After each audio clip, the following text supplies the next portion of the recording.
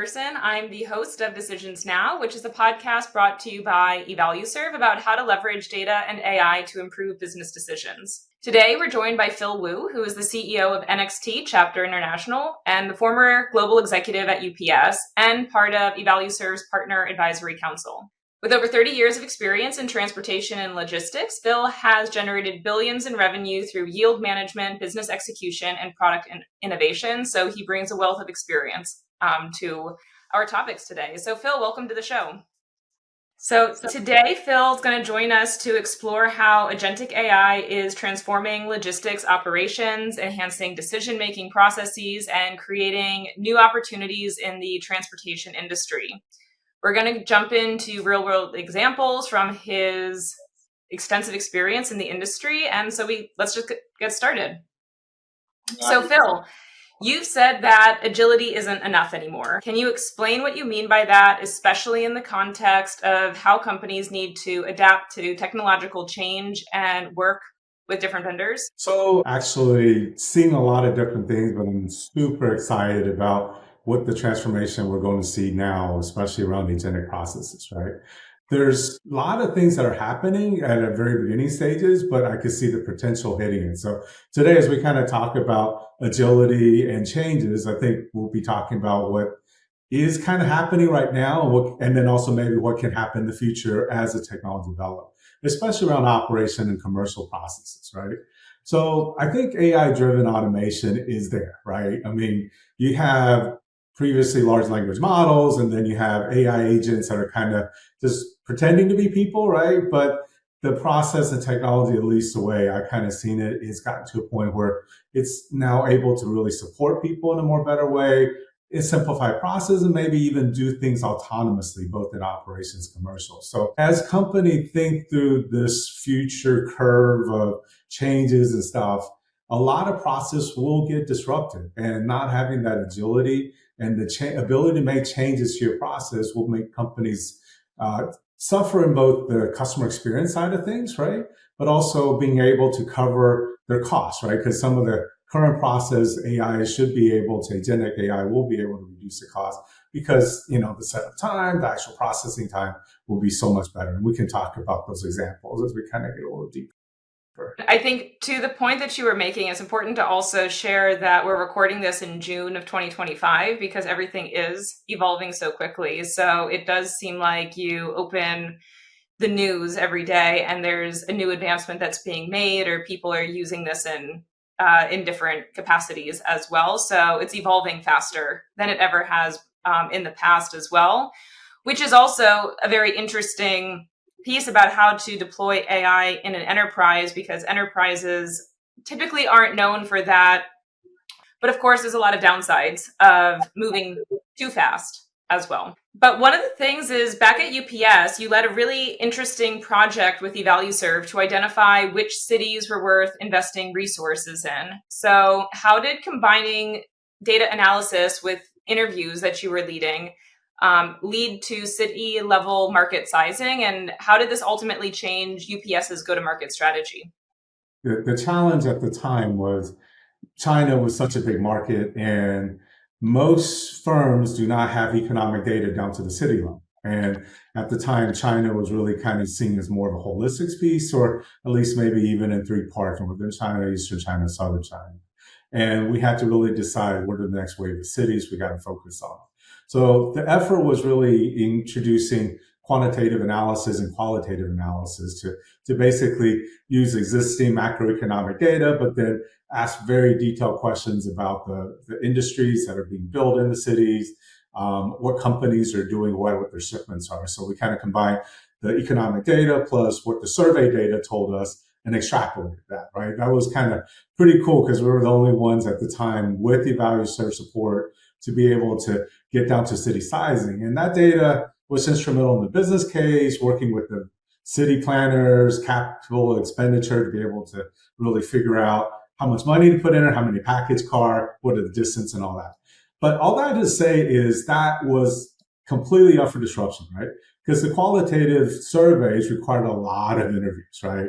And we did a lot of interviews with different companies, different people. The hit rate was like 5%. People didn't want to talk about it, right? And it took a while to create the survey as well. So if I were to do that project over again, right, the quantitative data will always be there, and hopefully it'll be better by AI. But the key advantage of genetic AI would be able to bring into the process is actually creating surveys, right? We don't have to agonize over the survey. We can actually create voice-enabled surveys that are actually more engaging. Instead of breaking surveys up into just answering basic questions, we actually have probe deeper questions. And I think that's where, having a AI-driven automation around the market survey, the analysis, the crawling in a web crawl to find out where customers' facilities are versus the centers and all that stuff would have made a big difference. It would have shortened the project, but also I think had better results that comes out of it. In summary, it was a great project, but I really do think that, the 18 months we spent on that project could have been significantly reduced, and the cost of our team being based in China, versus having an automated process around the survey with an AI agent helping us through that would have made us a much better and faster project.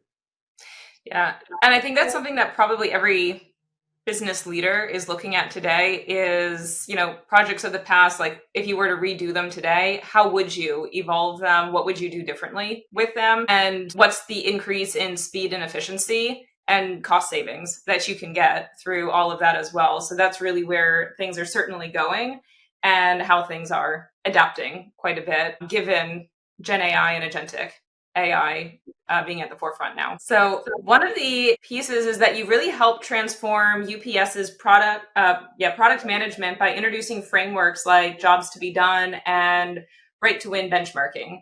So how are you seeing Agentic AI complement or even potentially replace these traditional business frameworks?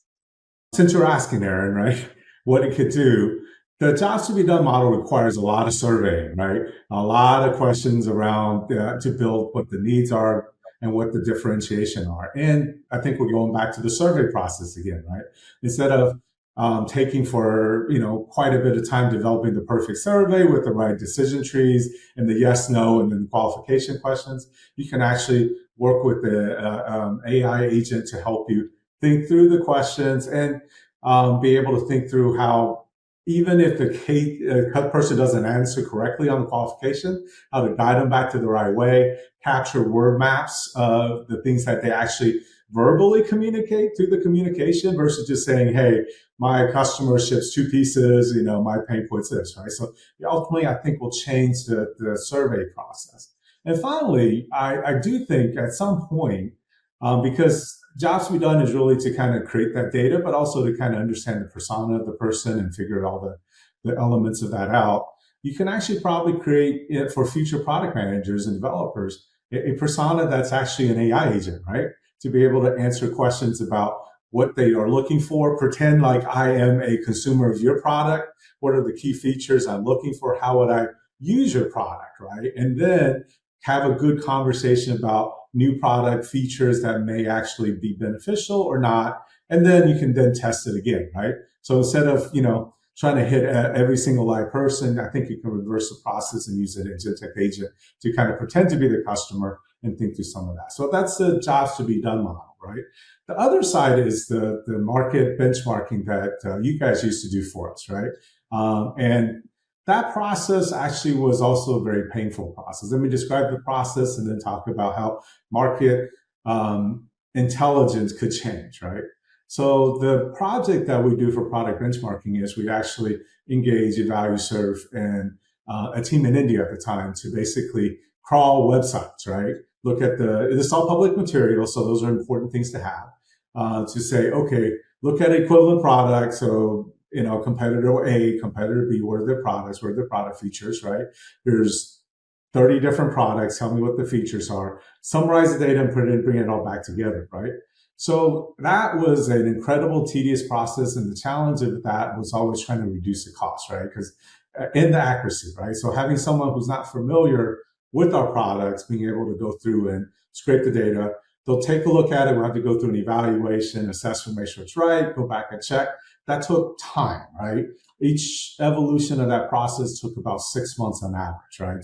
To do it. It was 34 countries, right? So a lot of websites to go through. But using an agentic AI, you can actually walk them through, okay, so I want you to go on the competitor website.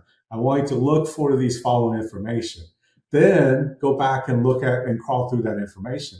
And it would be able to synthesize that information in a much faster way and also validate it, right? And I think that's where the time savings, the cost savings come back. The second piece of where I think the agent could help as well is this, right? So all that information gets put into a database and where it's then consumed by our marketers around the world, right?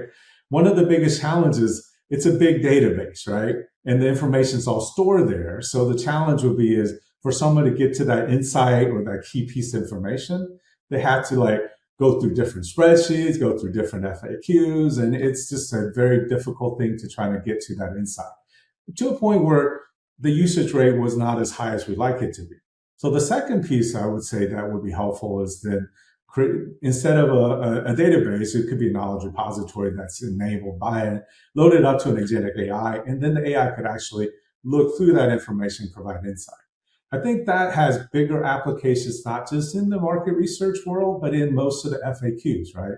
If you think about how much companies spend time on frequently asked questions, building training, teaching people, it's much better experience instead of sitting there looking at PowerPoints and videos, a slide, to actually chat with an agent and have a good discussion about, okay, so I'm a starter one, here's my process, or in the market research point of view, I'm trying to understand this competitor's e-commerce products, right? So tell me about it. What are the key features compared against another competitor?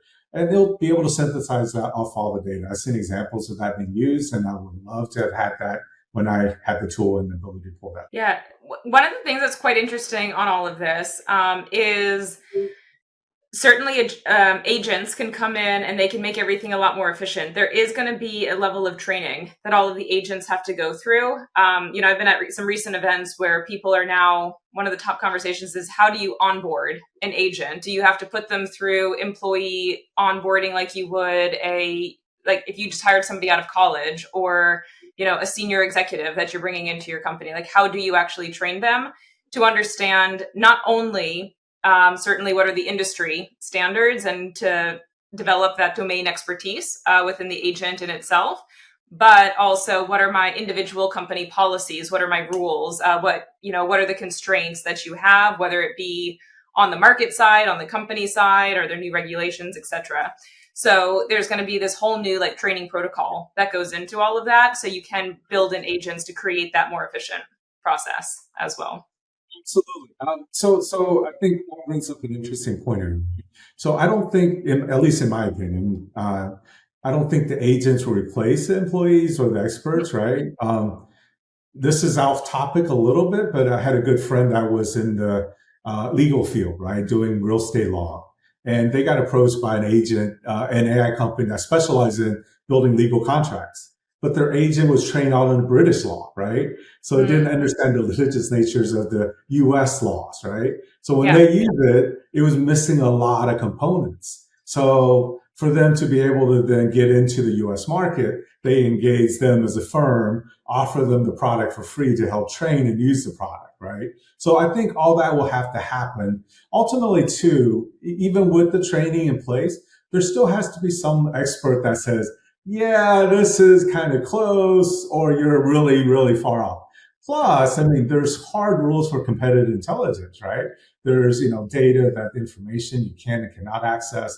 You don't want to create situations where you're creating, antitrust issues and stuff like that. So what are the guardrails you got to put in place to make sure that the agent's acting correctly when they do the research or provide the information that's not causing the individuals using the product to get in trouble or the company to get in trouble, as you kind of highlighted. Yeah.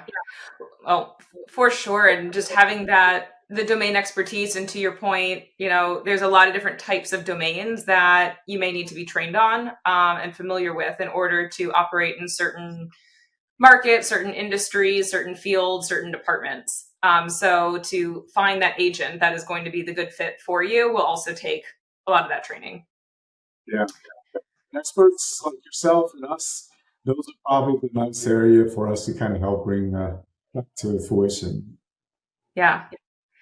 And one of the things, just to make this a bit more tangible and to give some more stories to the background that you've had on all of this, is you had shared a story with me when we were talking previously, in how you went from China to Saudi on a logistics standpoint. So I thought it was a great story. Could you let the audience know some background on that?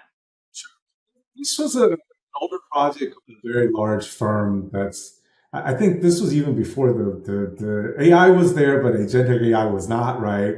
And uh, the problem, let me describe the problem first and then we'll talk about it. Right? So this was when e-commerce was blooming, right? And um, countries around the world were trying to open up their markets, right? So consumers really want to procure products from certain places like China, right?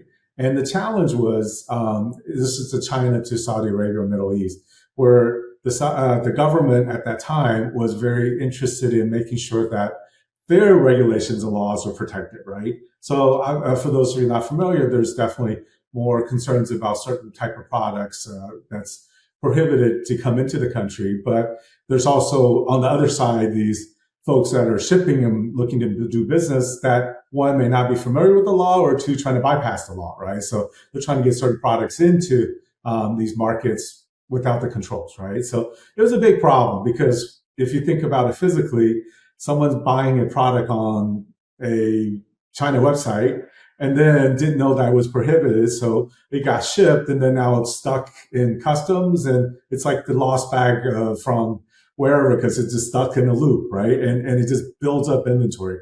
I still remember visiting a facility where they ran out of room and they had to put these products out like on the tarmac next to like just exposed to natural elements, right? Which is never good, right?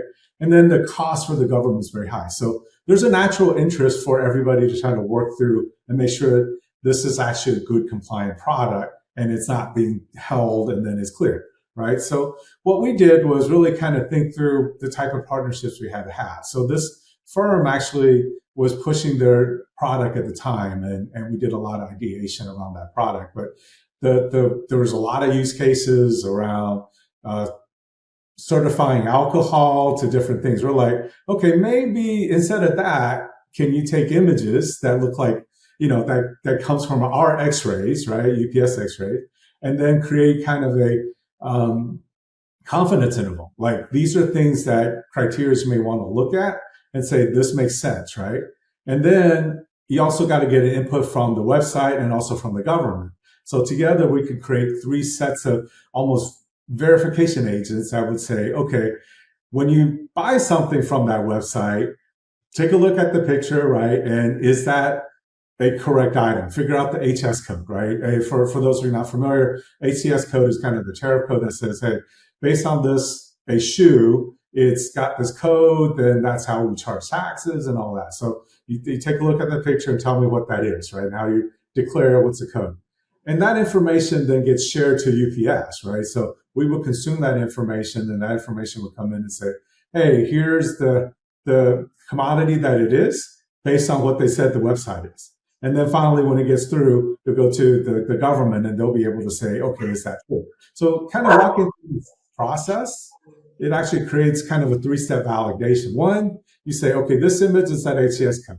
When it comes to UPS, we can compare it with a image of the product and also the dimensions of the product. So the person said, I order a bunch of shoes, right? But the shipper actually, and the shoes actually average like 1 kilo, right? Or 2 pounds, right?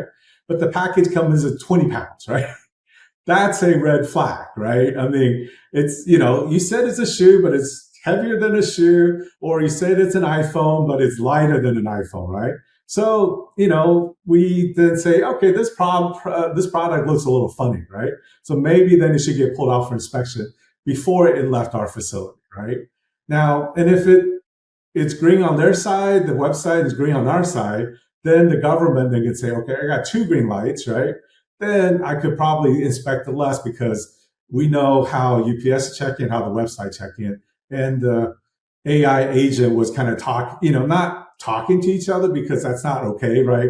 Regulatory wise, you can't share that confidential information, but you can pass a indicator that says, are we worried about this or not, right? So then the government then say, okay, if it's all green, I should be able to green light this and do a minimum inspection so I can move stuff quickly and lower cost. But if it's not, it doesn't go through.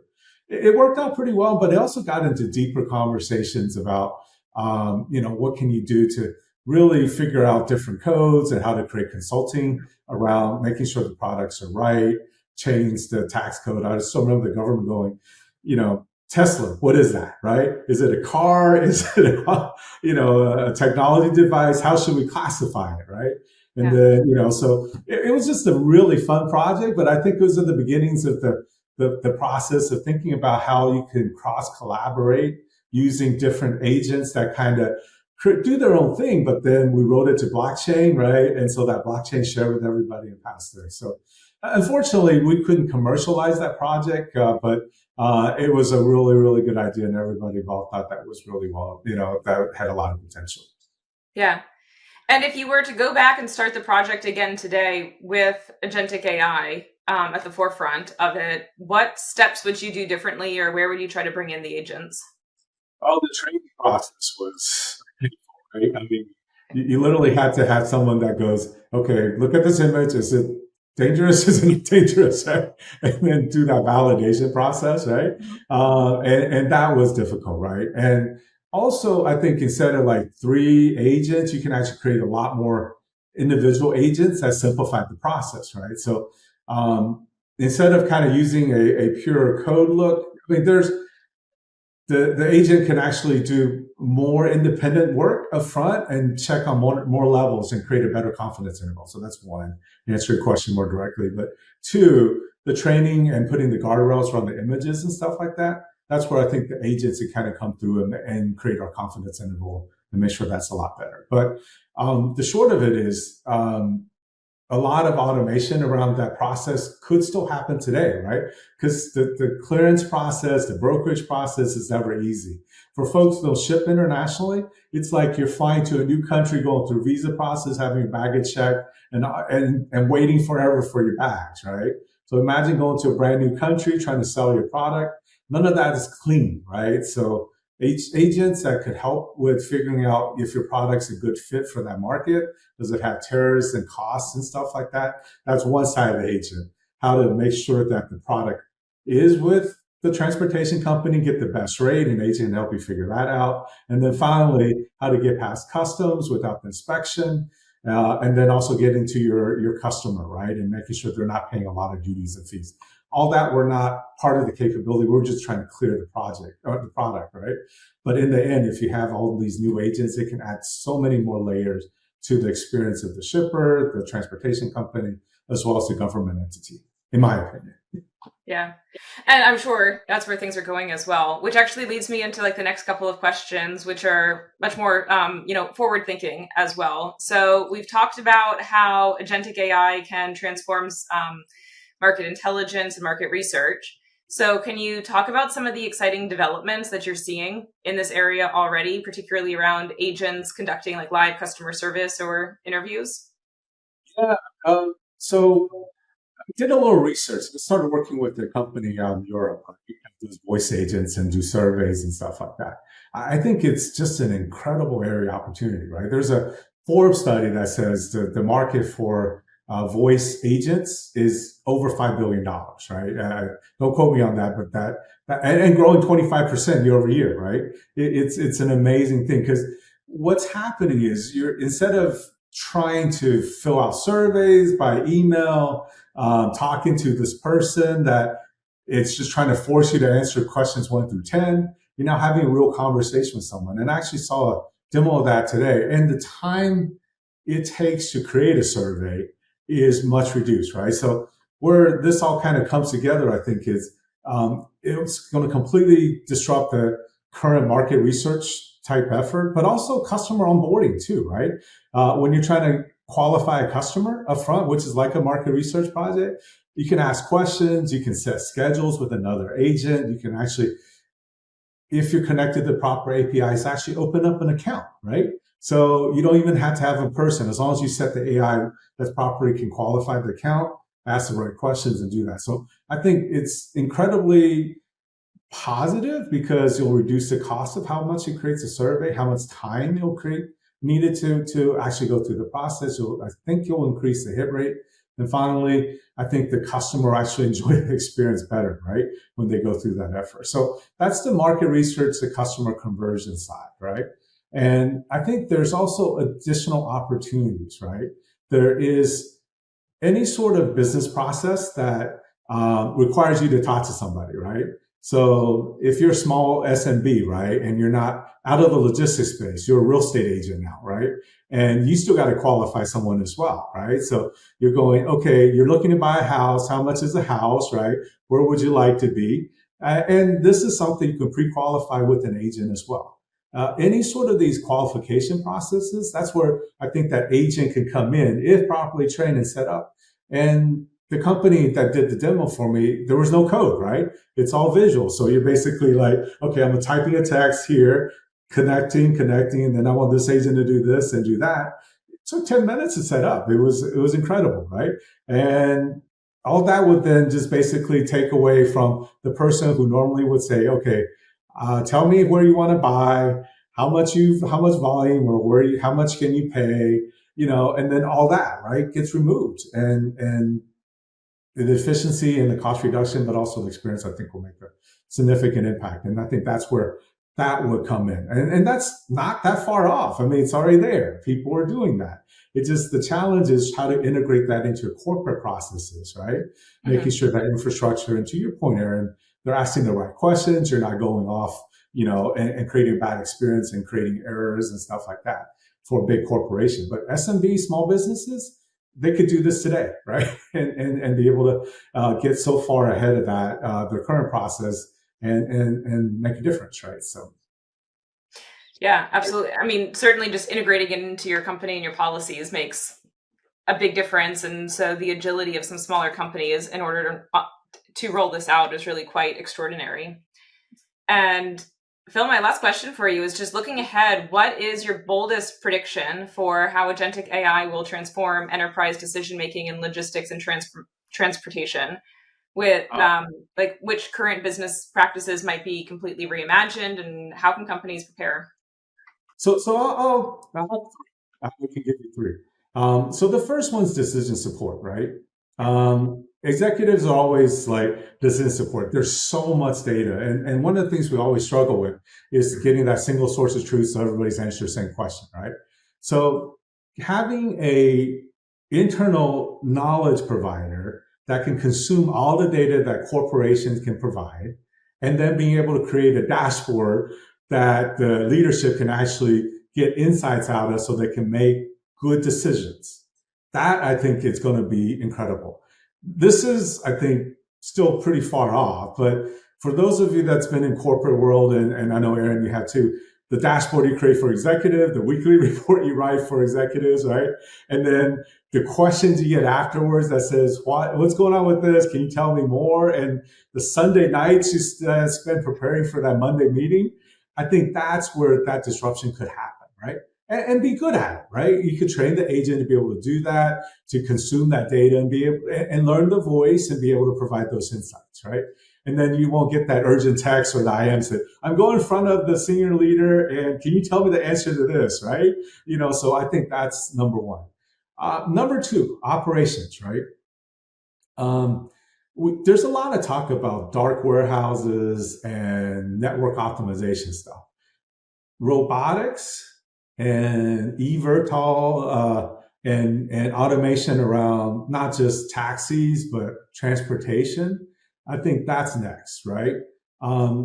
So staying with transportation, right? I was part of a project with a company that does eVTOL, right? If you can run and the goal is for that to replace physical line haul, like planes, regional airplanes, right? If you can run a vertical takeoff aircraft 24/7, right? No matter what, the technology, the battery, the FAA approval and all stuff's going to happen, but you run it on a continuous basis, right? It's not that last mile delivery, but you could pretty much run that continuously, you'll be able to run a 24/7 hub. And it'll cut so much time out of the time in transit. It'll reduce the cost of operations. So that's the next one, right? And then lastly, I think in terms of being able to support different commercial processes, right? I do think we touched it briefly on conversion. We touched briefly on market research, right? I think there's a point where a lot of the commercial process, both from acquisition, onboarding, customer service, post-sale support, problem resolution, all that could be disrupted, right? Instead of having, one person or you're on your own because our customer service person is not there, right? I think it could get to a lot deeper of knowledge, being able to actually problem solve directly and then create a much better experience, but also reduce the cost of serving. I think that's the third thing that to be there. So in summary, I think saving us, the managers, the directors, the EVPs that had to answer leadership questions and get good dashboards going. And that's number one. Transportation, especially in the operations side of things, not the warehousing. And lastly, a lot of the commercial process, I think, will benefit from an agent that's Agentic AI that can take over it, guide it to the right thing, right, and create a good experience for the customer. Yeah. Well, Phil, that was awesome to hear your insights on all of this. It's a hot topic. It's a very new topic. So it's interesting to see what everyone is predicting, and everyone has a slightly different point of view, especially given the department and the industry that they're working in as well. It's hard to look back and say that there's been like a more interesting time where things have been so fast paced in business and things are changing so quickly. So thanks for sharing your predictions and, some of your past experience with us today. Keep on learning and watching and working, right?